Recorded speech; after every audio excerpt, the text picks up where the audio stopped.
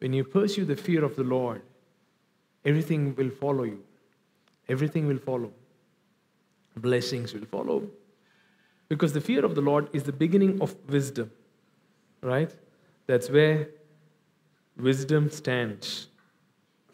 Wisdom has a foundation called the fear of the Lord. The fear of the Lord is the beginning of wisdom. Fear of the Lord is not kind of a fear. At the same time, it's not just mere respect. Okay? It is fear. It is a fear that doesn't make you run away, but it is a fear that gets you arrested, that gets your attention arrested because of how big He is, how holy He is, how good He is, how faithful He is. And when you come to know the magnitude of who He is, you get arrested. And you don't look at anything else. You don't decide based on anything else because your attention is just that. That's called the fear of the Lord. Are you getting what I'm saying? So, pursuing the fear of the Lord, let it be the goal of your life. Let it be the goal of your life. Let it be your prayer. That, God, give me a heart that fears you. Psalms 34 verses 7 onwards. The angel of the Lord encamps all around those who fear Him and delivers them. Can you read it out loud, everyone? The angel of the Lord encamps all around those who fear Him and delivers them. The gift doesn't protect you. The gift doesn't protect you. The gift just creates room for you. It is the fear of the Lord that protects you. It is the gift that promoted Joseph from a prison to the position of a prime minister. It's a gift that promoted him. He was able to interpret dreams. That's the gift of interpretation. So when he had the gift of interpretation, he got divinely promoted. But it is not that gift that protected him there. It is the fear of the Lord that protected him there. Are you guys getting what I'm saying? It is the gift that promoted Daniel, but it is the fear of the Lord that protected him in the lion's den. He was thrown into the lion's den.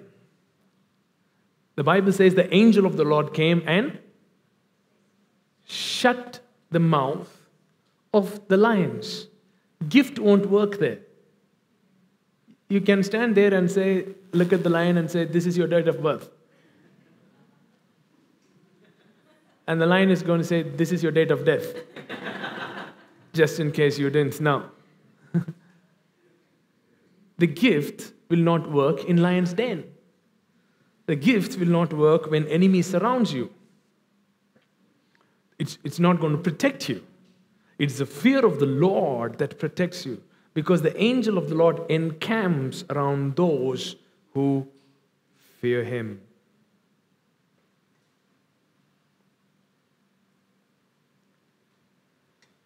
See, gift works because of so many factors. For example, in the Old Testament, we read Saul, he was gone. Okay, he was his gone case at that time. And he was searching David, and he was going somewhere, and he encounters a bunch of prophets. He encounters a bunch of prophets. And Saul starts prophesying. And the word goes out, is Saul also one among the prophets? That's the news that went out. That was what was trending on Twitter that day. Is Saul also one among the prophets? He was prophesying. I mean, he didn't have any relationship with God at that point. His heart was not right towards God. God had already rejected him. He goes to an atmosphere where the gift is, and he latches onto the gift and he prophesies.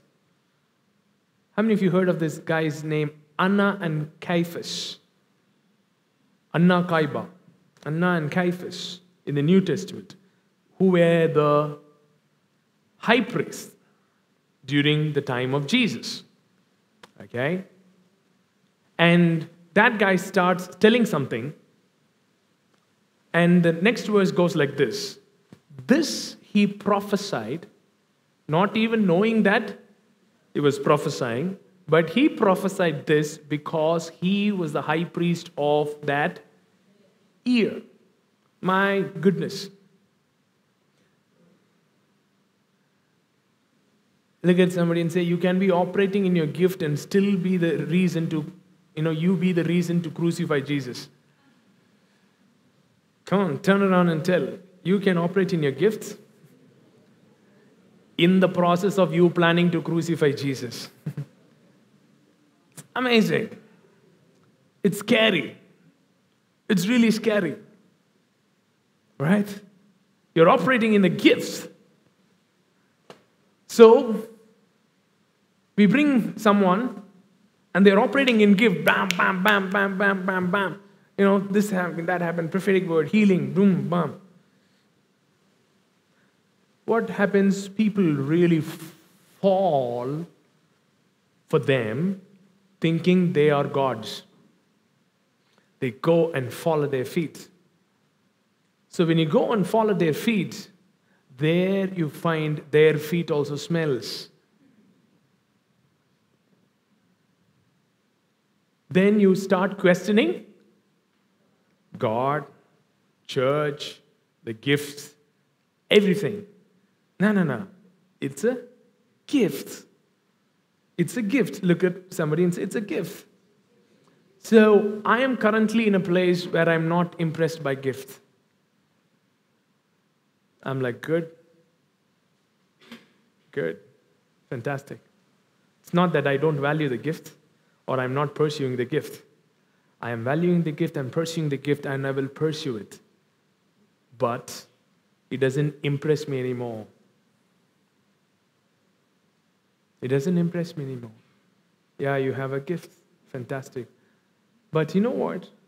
I've moved with gifted people for more than a decade now, right?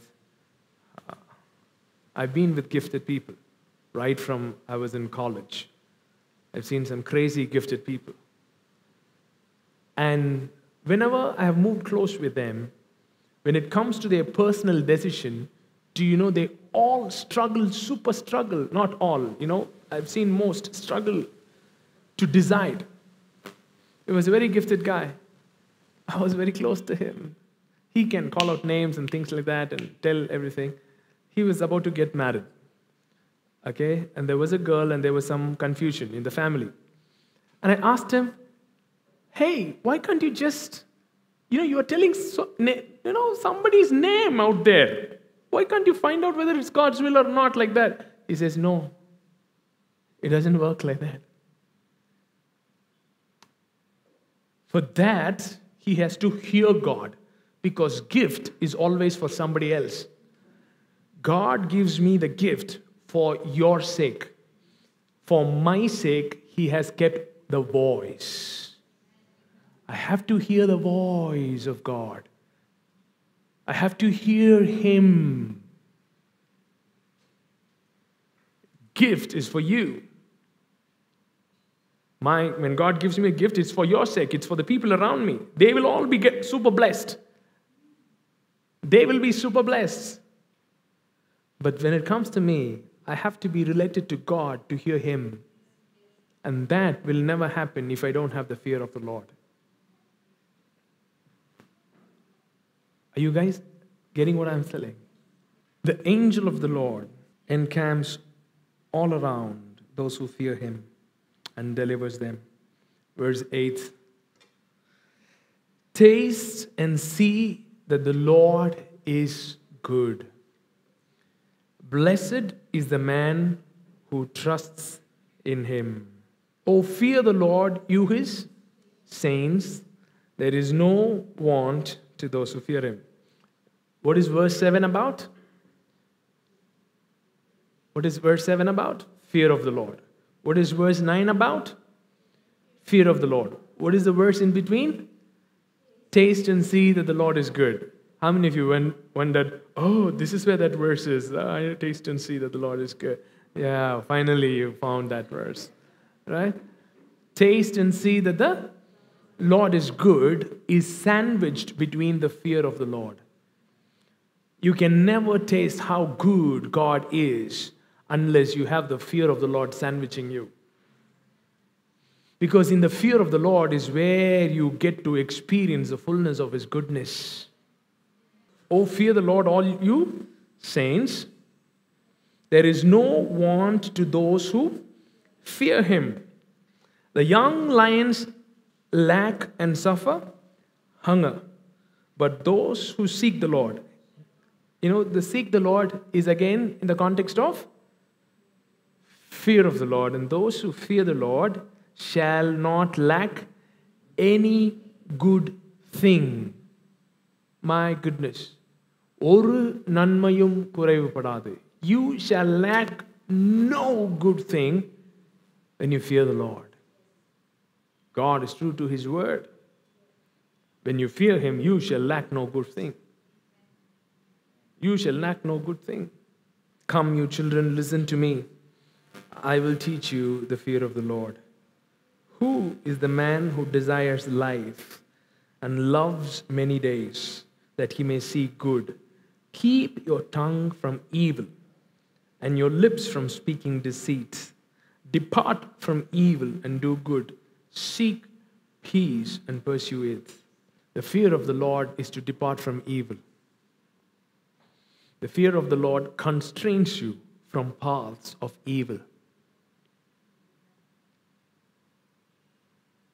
It protects you. The fear of the Lord protects you from evil ways. Proverbs 8:13. Yeah, the fear of the Lord is to, come on, everybody read it out loud. The fear of the Lord is to hate evil, pride and arrogance, the evil way, and the perverse mouth I hate. Your love for something is always revealed by your hatred for the things that hurts the thing that you love. You didn't understand? You love your child. Your love for your child is not just revealed in how you deal with your child. Your love for your child is revealed with how you deal with things that hurts your child. If my child is sleeping and a snake is coming, I love my child. So how does it going to manifest? It's going to manifest like towards the snake. But when I'm doing that, if somebody is going to take a photo of me and say, is this guy operating in love? What would the answer be?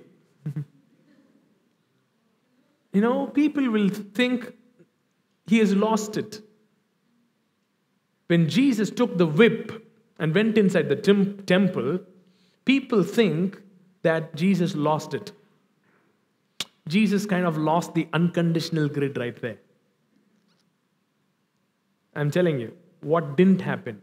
What didn't happen was, it was not like Jesus went into the temple, emotionally, and he was like whipping everyone. And finally he was like, and Peter came near him and said, don't come near me now. I'm in a very bad mood. That's not what happened. He was not beating the things out of the temple just as we beat our kids. Are you guys getting what I'm saying? We beat to let out our emotions. We don't discipline to correct. We discipline to release hot air. That's why that fellow would be doing that thing for the last 10 minutes. He'll be like, don't do it. Don't do it. No, all of a sudden, and that kid goes, all this while, 10 minutes I was doing the same thing. You were telling that don't do it, don't do it. If you do it, I'll beat you. If you do it, I'll beat you. So when you say, if you do it, I'll beat you, you better beat. Right? When you say, if you do it, I'll beat you, and you don't beat, they're like confused. Right? So Yeah, he just said, I'll beat you, but he didn't beat. So you keep doing, all of a sudden you're like, "Argh!" and they don't know. They're confused. That's not what Jesus did. That was not what Jesus did. That was, he didn't lose it. He was very intentional. He was very clear. He was very clear-headed, stable-headed when he took the whip. Are you guys getting what I'm saying? So for you to take the whip, you need to be clear-headed first. You need to be clear-headed, and you should really know what you're doing. And Jesus went inside and whipped. That was unconditional love right there. Because those guys were making a business and standing between people and God. Are you guys getting one? The Pharisees were making business out of sacrifice. So people were not able to come to God with a heart of worship. They are like, I have to go and buy the goat in the temple. It's something like, the stuff that you buy in the airport are very costly. Right? The same thing you get outside very cheap, but you go and buy in the airport, it's very costly. The same sheep that you can buy something outside, it's really costly inside the temple. Because these guys want to make money.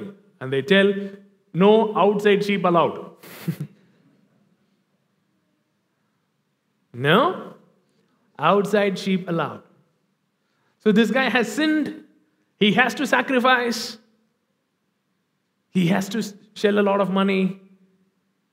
So the whole thing was really screwed up. And people were not able to come to God. And Jesus, because of his love for people, his hatred towards religion got manifested. And that was the love of God revealed. Are you getting what I'm telling? Love of God is not just... Many people think, God is love means God is all the time like that. Many people think God cannot get angry because God is love. No. God hates because he loves. Because he is love, his love is manifested as hatred to so many things. You better hate what he hates. Because whatever he hates hurts you. Hurts you.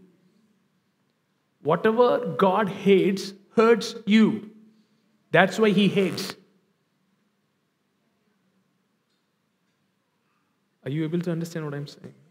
Look at somebody and say, whatever God hates hurts you. It will destroy you. That's why he hates it. Are you guys getting what? His love is revealed as hatred towards something. And he says here, in Proverbs 8:13, the fear of the Lord is to hate evil, pride, arrogance, the evil way, and the perverse mouth I hate. Even in Psalms we read, he who desires life, good days, let him keep himself from evil, and let him keep himself from a perverse mouth. Read 6:16, Proverbs 6:16. These 6 things the Lord hates. Yes, 7 are an abomination to him. Abomination. What's an abomination? Sounds like a bomb. Right? What's abomination? Abomination means when you feel caca, when you see caca on the road and you stamp on it, what you feel, that's called abomination. Are you guys getting what I'm saying? Yeah? Now you all understood? Right. Abomination is that feeling. You can't stand it. You can't stand it at all. That's called an abomination. What are the things? A proud look, a lying tongue. My goodness. Of all the sins mentioned in the Bible, what's wrong with a proud look and a lying tongue, which we do it daily?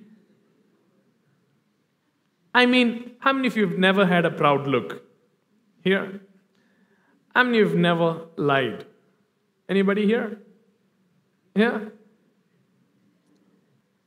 Proud look and a lying tongue. What's the big deal about it? There are 101 things.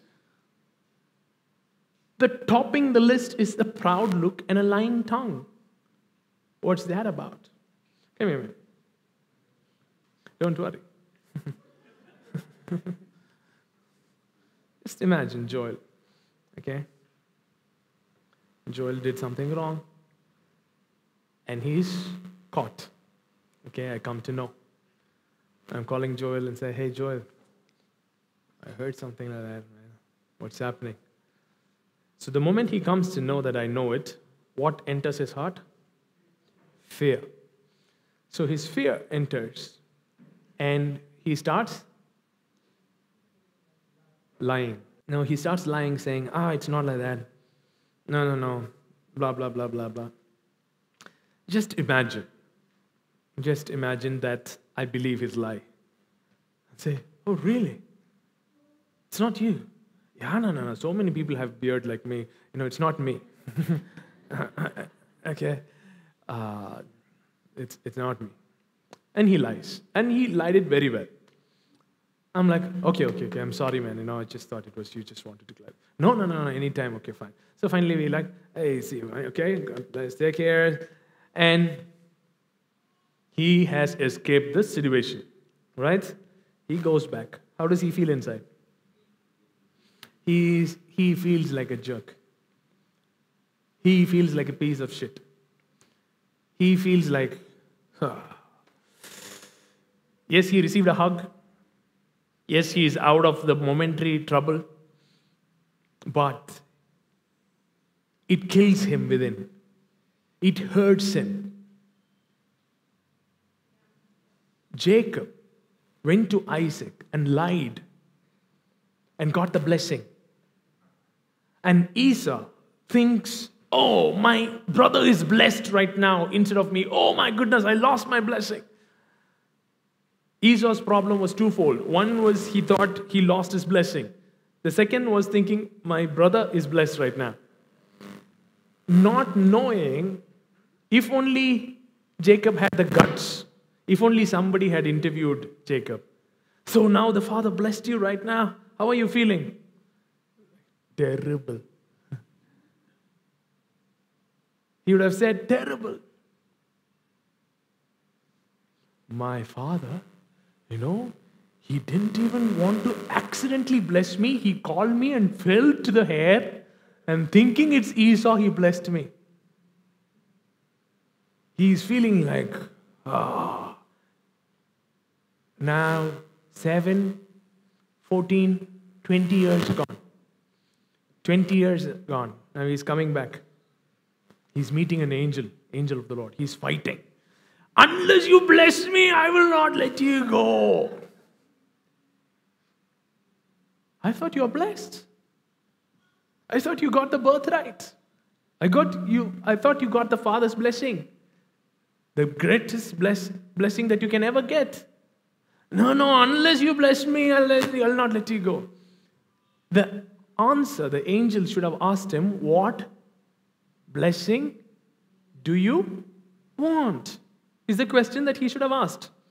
All through the night, you fight with somebody. And in the morning, you ask, what's your name? That's really sad. Right? I mean, all through the night you're fighting. You didn't even ask the name. Not that angel didn't know the name. Not that angel of the Lord didn't know the name. Again, even if angel had released a blessing, if he had not received the blessing as Jacob, he would have never felt blessed. So he's asking, hey, what's your name? It's like, I'm Jacob. He says, okay. You never wanted to be called Jacob. You never wanted to be identified as Jacob. That's your problem. So I'll bless you. From now on, you'll be called Israel.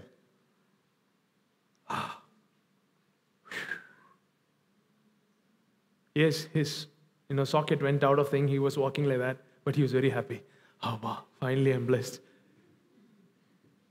He was not complaining about the broken socket. He was super blessed because finally I'm blessed as Jacob. As a Jacob, I was able to receive the blessing. That's what lying does to you. Through lying you can get everything. And through lying you can get out of anything. But you will feel terrible. And God's heart hurts so much to see you hurting like that. And He says, I hate the lying tongue. Unfortunately, that's something that we start doing without anybody teaching us. The moment we are born itself, somehow we are gifted. I don't know from where we pick it up. I don't know who teaches us. Look at somebody, it can't be so natural to you. God bless. Hands that shed innocent blood. A heart that devises wicked plans. Feet that are swift in running to evil. Again, a false witness who speaks lies, and one who sows discord among brethren.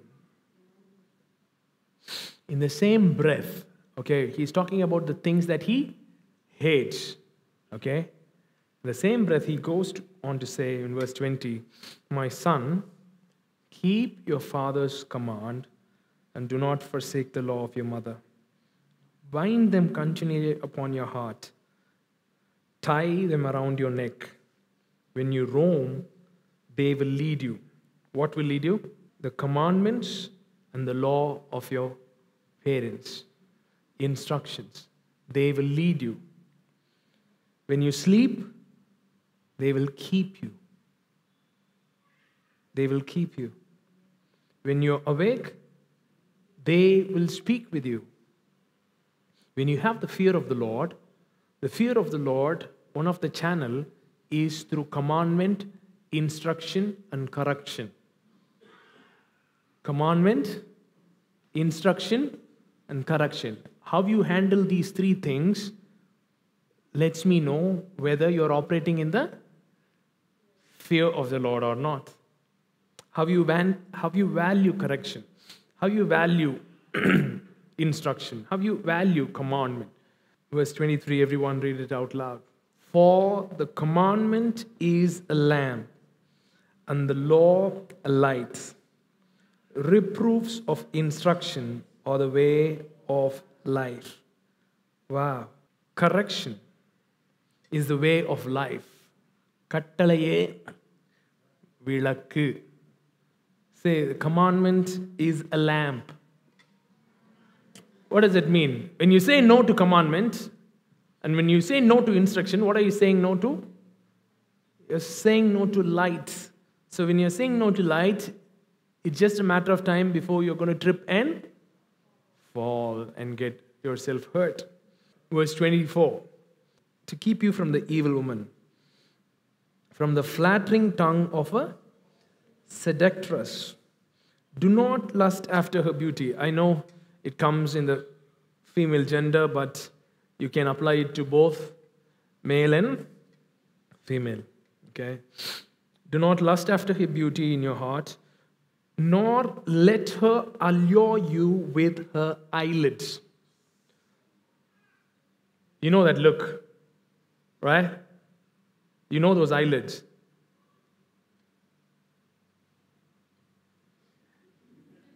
Come on, right? You know those eyelids.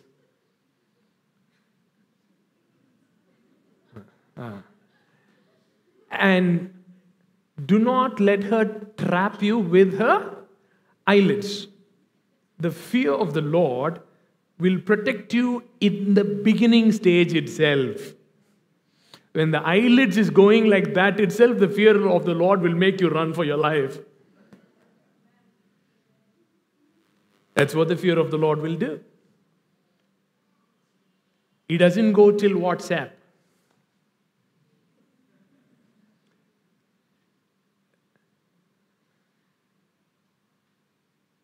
Look at somebody, say, the fear of the Lord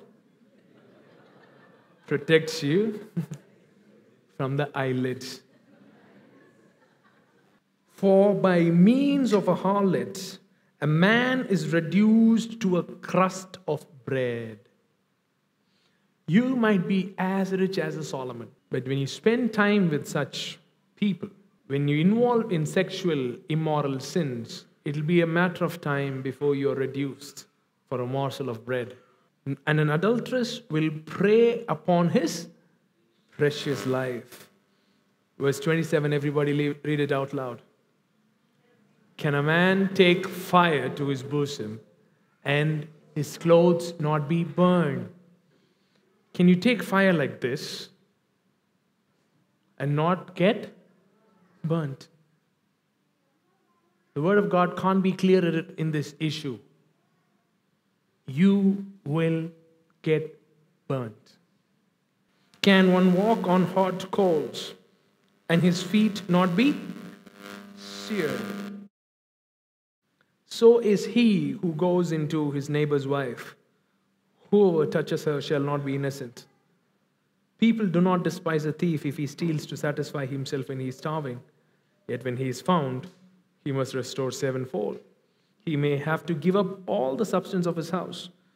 Whoever commits adultery with a woman lacks understanding. You might be thinking you're really smart in doing such things, but the Bible says you lack understanding.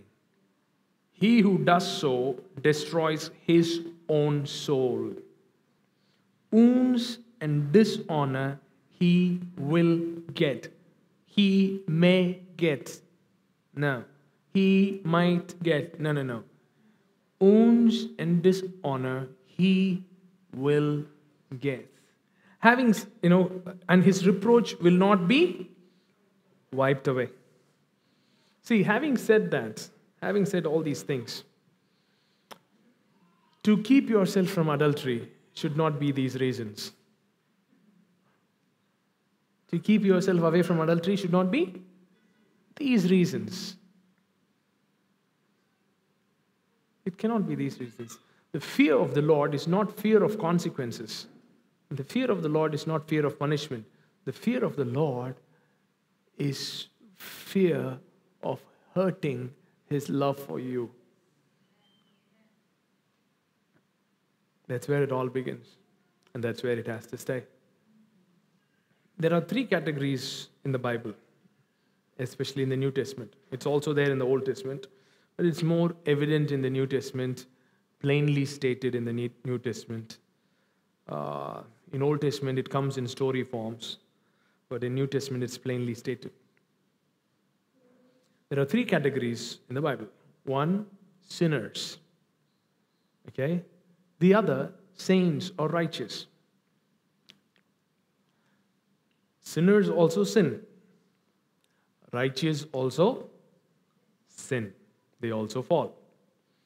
But these 2 categories, especially the sinner category, you would never find Jesus using harsh language against sinners. Nowhere in the Bible you would find Jesus scolding a sinner. Nowhere you would find Jesus getting angry on a sinner or using foul language on a sinner. Neither would you find him using that on the righteous.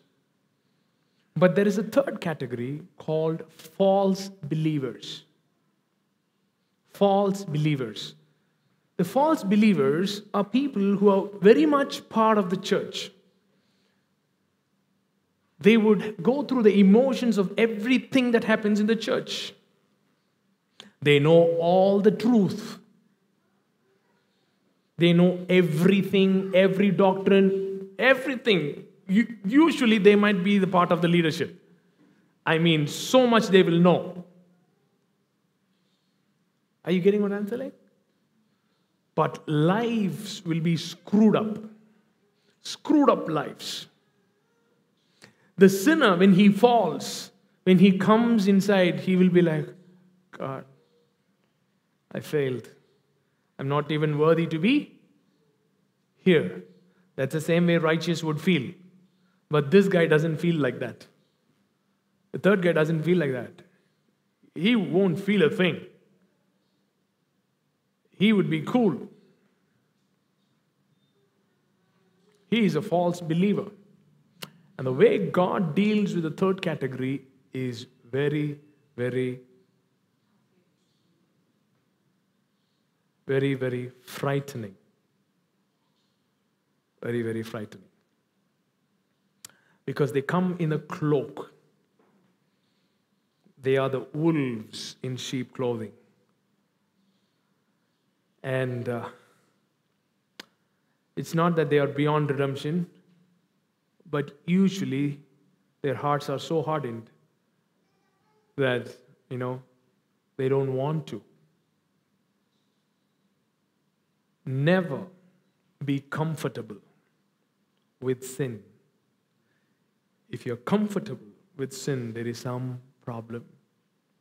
There is some problem. That's an alarm. That's an alarming sign. Don't use all sorts of logic. As I told you, there are many people who have come and told me, I still prophesy.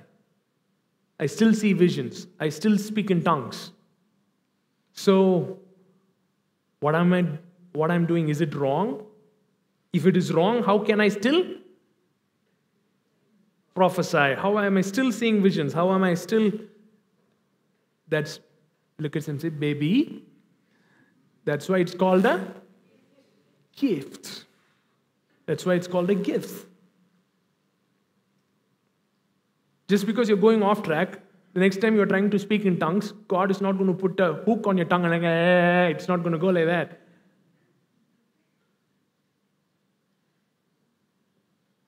Are you getting what I'm telling? Slap somebody and say, don't fool yourself. Don't fool yourself.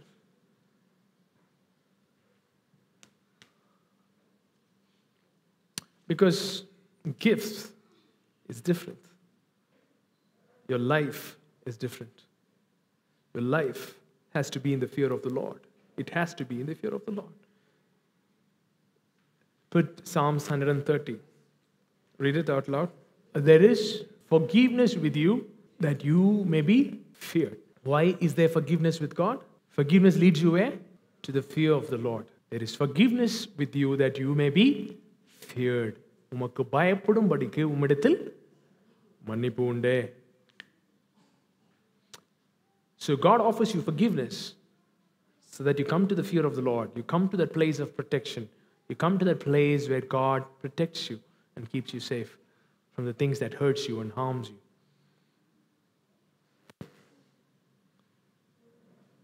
Turn around and say, yes, there is forgiveness for you. And usually, while we give such messages, it's very sad that people sit there and thinking, who is he speaking for? Is it that person? Oh yeah, maybe. That person? Yeah, I heard something like that. All right. Turn around and say, it's for me.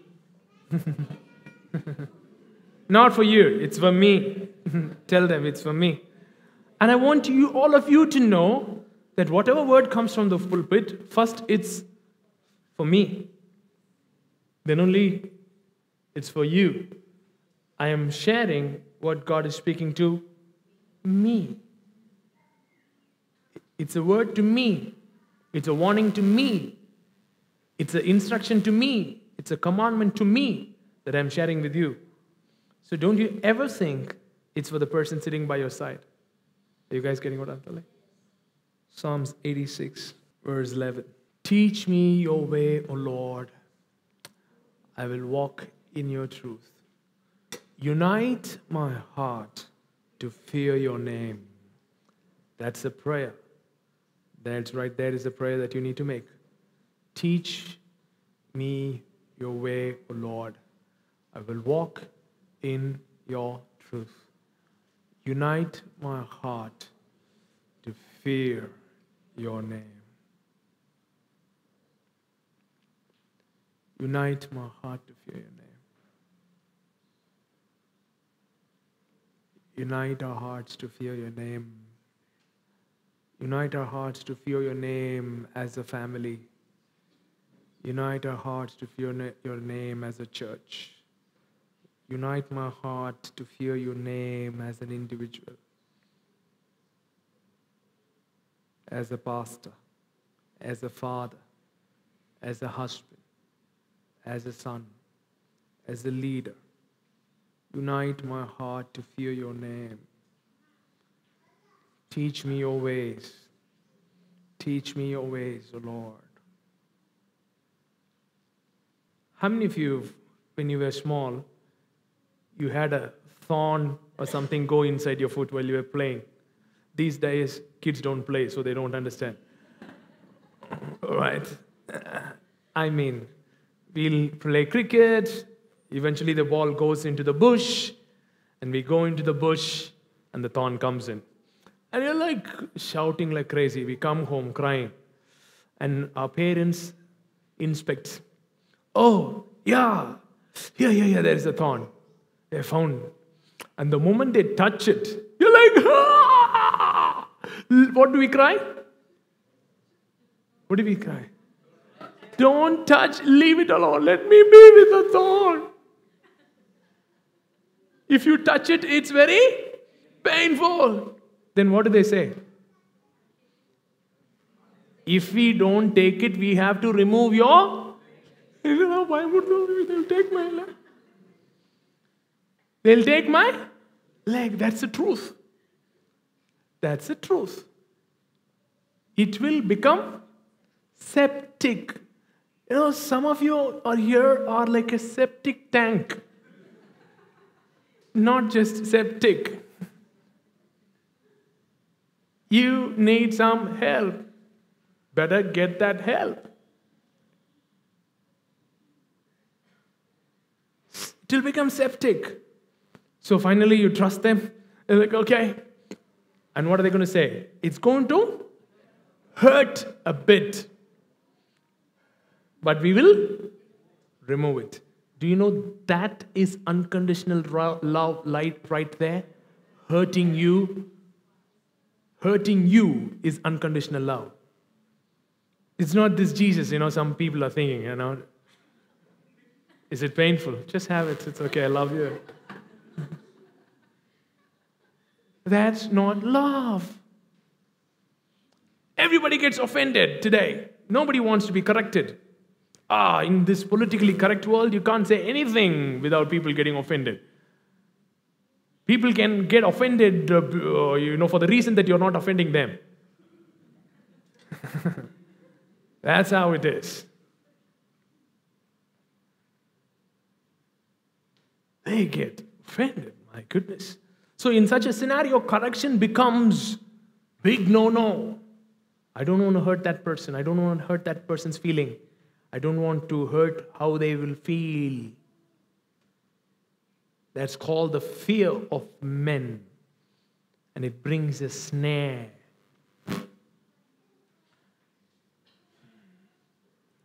Look at him, say, unconditional love hurts. Because it's a healing process. Things has to be removed from life. Some things have to be pulled. Some ideas has to be removed. Some belief system has to be broken. Some relationships has to be cut. It's going to hurt. And never mind getting hurt. And never mind hurting people. That's right there, unconditional love. There was a guy in Corinthians church. In 1 Corinthians 5. 1 Corinthians 1, the chapter opens like, Hey, Corinthian church, I'm so happy that you guys are operating in gifts like nobody's business. Corinthian church, they were operating in gifts so much so that he had to bring order of how they prophesy, how they speak in tongues, how they do this, because everybody was prophesying. Everybody was speaking in tongues. So he was, hey, take time, let one speak, sit down. They were like, blah, blah, blah, blah, oh, ba, bam, ba. Like that they were, they were in a different level. Among that highly gifted church, there was a guy who was sleeping around with his father's wife, who is not his mom, okay, his stepmom. And Paul is writing, and he's writing, guys, we don't hear such things even in the world. Corinthian church, you guys should be ashamed. See, that guy has been confronted, but that guy is not willing to change. He's like, what's wrong? I can still speak in tongues. Blah, blah, blah, blah. And Paul writes, hey, we have to set this thing right. Check that guy out. I commit such a guy to devil. I commit such a guy to Satan. I hand him over to the Satan. Some people are like, Paul didn't operate in love. He didn't express the love of God at that time. His old Saul came out at that point. No. That's unconditional love right there. Guess what? Why? Why I'm telling that? When he did that, he said, that guy is not coming to the church anymore. Okay. So second epistle, he writes a second letter. Well, he writes a second letter. In the first chapter, he writes, hey, that guy, he really felt for what he has done. He has really repented. Don't keep him out. Bring him back in. Pull him in. But he could have never ever repented if he was not. Can you imagine the plight of the Corinthians leaders to call that guy and tell, you're not coming to the church anymore? He would have asked, she is coming, he is coming, I should not come. Eh? He would have asked 101 questions. Thank God they were not Facebook. Otherwise, he would have made an issue. How can they send me out of church? Who's right? Is it their father's property? The refined version. Okay? He would have asked so many questions. They would have faced. But that's unconditional love right there to that guy and to that church. Look at somebody and say, unconditional love is not always comfortable.